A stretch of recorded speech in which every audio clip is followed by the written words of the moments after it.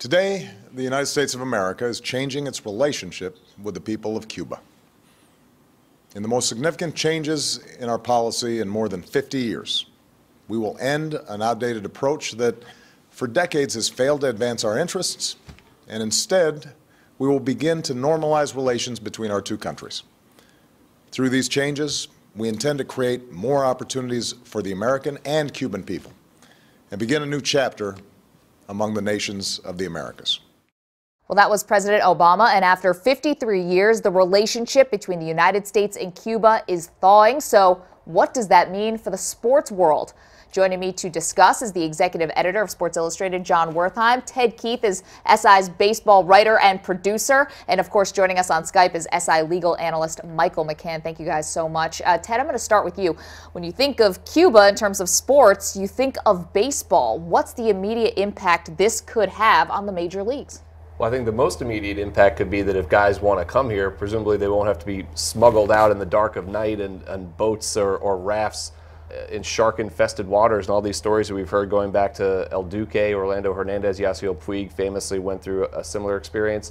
So there are obviously a lot of very good players in Cuba right now. They're perennially a factor in international tournaments. We've seen 5 Cuban players at the All-Star game last year. The question is going to be which players make the jump next, and are they ready? You know, baseball teams so far have been able to kind of handpick 1 or 2 guys that they thought were really ready right now, and they were major league ready. The next wave of guys might have to develop more in the minor league system the way players do from all over the world.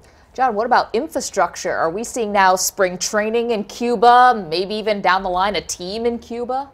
I think that may be getting ahead of ourselves a bit. Yeah, we're talking about 10 million people in a country that does not have GNP to start paying expansion fees. On the other hand, this is a new market. I mean, we keep hearing about Major League Baseball has this international initiative. I mean, every team now has an academy in the Caribbean, so this really changes demographics. I mean, I don't think this is a huge marketing play for Major League Baseball. I don't think this is going to shift fans and broadcast rights, but as Ted says, it's a real new vein into talent, and I think it's going to be interesting to see what Major League Baseball will do to set up headquarters there. Michael, in the past, as Ted was saying, players sought asylum in places like the Dominican Republic and Mexico, the Netherlands. How does this announcement change the process of getting players from Cuba to the United States to play sports?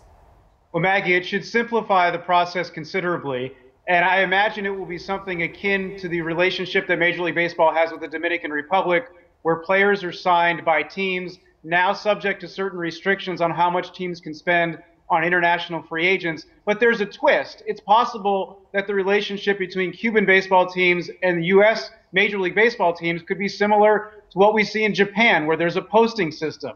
Alternatively, this is something that the Players Association is going to have to look into.